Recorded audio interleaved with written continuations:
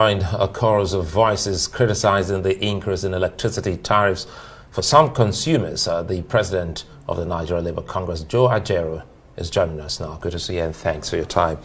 Well, in this case, you'll be putting on two caps. First, as an energy expert and a player who's been there for decades, and the NLC president. What truly is going on? Well, you can't really understand the situation now because this is a situation that was foretold. In 2012, I told Nigerians that they would speak last with the level of privatization. And I think they're about to speak, but we are not yet there. But the most pertinent question, the way the Minister of Power is arguing about cost-reflective tariff. You ask him, what have you done to deserve cost-reflective tariff? What happened to service-reflective tariff? Now, which cost are you charging? Is it the cost of the salary or merited salary of the chief executives in the industry that you are demanding for, or their luxurious appetite? What cost are we talking about? The Gencos are telling you that they are not paying them. And you're talking of cost-reflective tariff. In a place where you don't have energy availability. Now, you can't talk of affordability where there is not availability and accessibility. And he's talking of cost-reflective tariff, and he's mounting it. From 2012 to date, there have been up to 7 or 8 tariff increases. And that was what I told Nigerians, that these guys will not add 1 watt. They will only be adjusting tariff. Ask them how many transformers they have replaced to deserve what they are getting. Ask this present government what is their energy policy. Because the minister is talking of cost. If we understand their energy policy, the Jonathan government led us into privatization. Now, where are we now? Are we still pursuing that privatization agenda? You know, where has it led us to? From the 4,000 megawatts they privatized 10 years after. It's still there. What has happened between that time and now? Right. And on that 4,000, you are increasing. NEPA used to have 1 MD, 4 EDs. Now you have about 18 MDs. 18 times 4 EDs, all over. The same cost on customers on daily basis. No meter. How can you buy a product that is not metered? Can you buy rice without a cup? Can you buy fuel where there is no meter? Now he's talking of band A, band B, and all this stuff. In countries of the world, they have gone green. What has happened to alternative sources of energy? That you are compelling everybody to bear the cost of gas. Cost-reflective tariff is the cost of gas, because almost 70% of the production is based on gas. So what happened to solar? What happened to hydro? What happened to Mambila that Babangida did feasibility studies? Yeah. From that time to now? Mambila could give you more than 3,500 megawatts. Hydro, water. What are they doing about it? Now he's talking of cost. After 1 month again, they will increase again. And you said there's something called service tariff, service-reflective tariff. Yeah. But quickly, just a minute, because before Larry left, we took it to the aspect of investors. And listening to you now, bringing it all the way from NEPA till this moment, and looking at the entire sector of the 3 subsectors, Genco, transmission and distribution, where have we been investing, talking about government and even the discos? Well, I have not seen any investment since they took over. What happened was that there was an arrangement to give the sector to some individuals through proxies. Those individuals took money from Nigerian banks and say that they have taken over the power sector. 3 planks. There must be technical competence, managerial ability, and FDI, foreign direct investment. No one came into Nigerian economy, and I'm saying it here tomorrow, by virtue of the privatization of electricity in the country. Now, sooner than they take over, we started experiencing both liquidity problem and crisis in those companies. 80% of the so-called privatized companies have been taken over by the banks. Abuja here, Benin, Ibadan, almost all. Now, this shows you that that's why and the banks are managing the power sector. They don't have the competence. The banks that took over the power sector are the people running it. So what you're saying is Nigeria's electricity problem is a wicked problem. But that defies, you can't even, you don't even know how to solve it. Defies all logic. Yes, it is being solved on the basis of cost, because the bankers are the best people running it now, not based on any technical sound knowledge. Now let's come back to the Minister of Power's press briefing today, where he made quite a number of points. He says, look, we have to gradually ease off from, subsidy. It has to be gradual. We cannot drop subsidy in electricity all at once. Do you support that to start with? And he says, look, 2.9 trillion earmarked for 2024 subsidy on electricity, that it does not make sense to use about 10% of the national budget to address subsidy issues. Yeah, these points are very shameful. So to say, that he's talking of privatizing electricity, and then government taking over in deregulated sector. That's how today the minister doesn't have the powers to regulate cost or anything in the power sector, because they have handed it over to the private sector. So what is he doing there?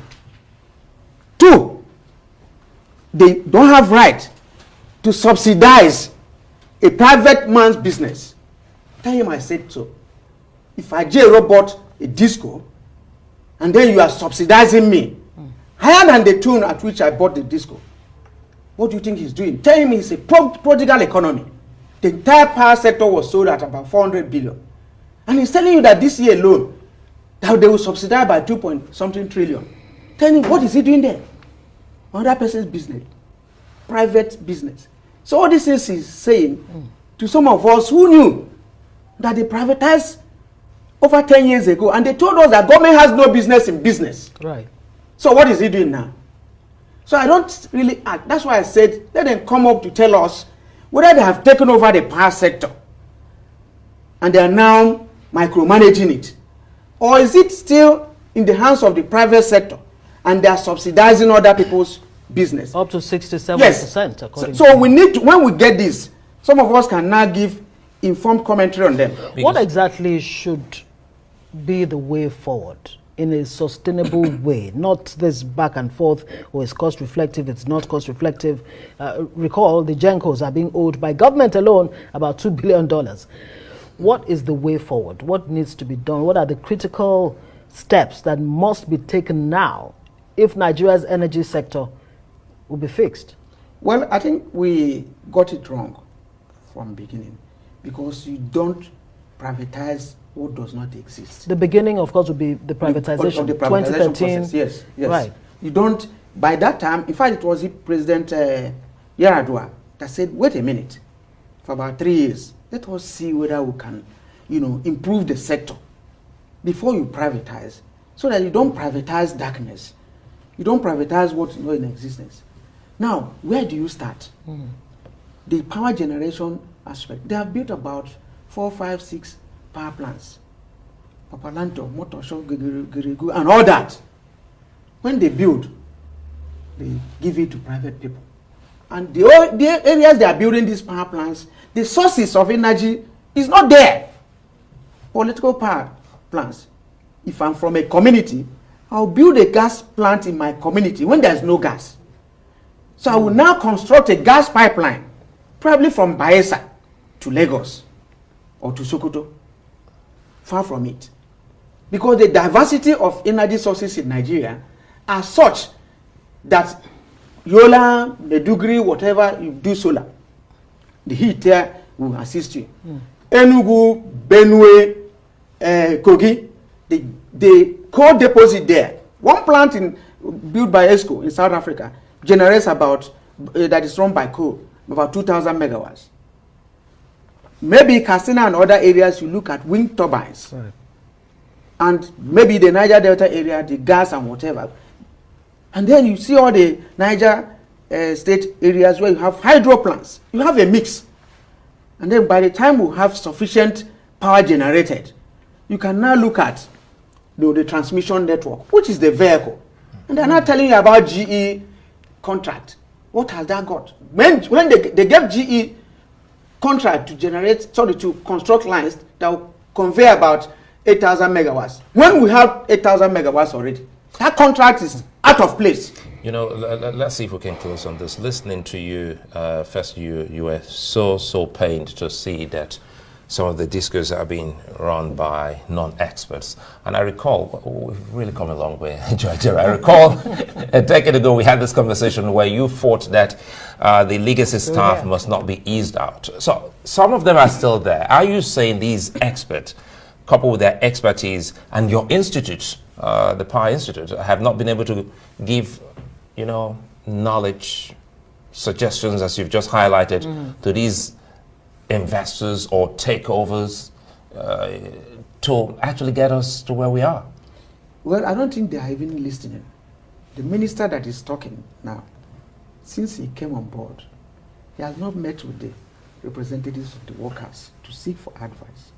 I think maybe yesterday was when he was sending text messages, because he equally knew that they have done the last things first. Now, you can't even increase tariff without stakeholders consultation. Tell NEC that I said that it's in part of the act that they should have consulted all stakeholders before the increase in tariff. NEC was they said they did. They said they did. Yeah. The question was posed to them. We too. We are critical stakeholders. Right. And the unions, even the union in the power sector. Who did they consult? And where?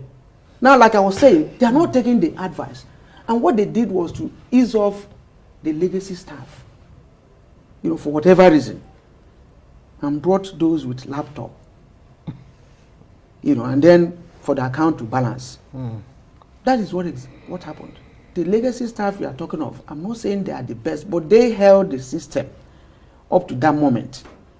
And come to look at it, but some would say the legacy staff are part of the problem that led to. And now that they are off, the problem is now that they are off, you know, got to where it is. Very, very quickly before we let you go, the issue of subsidy. The minister says in another 3 or so years, a subsidy will be fully, removed from electricity.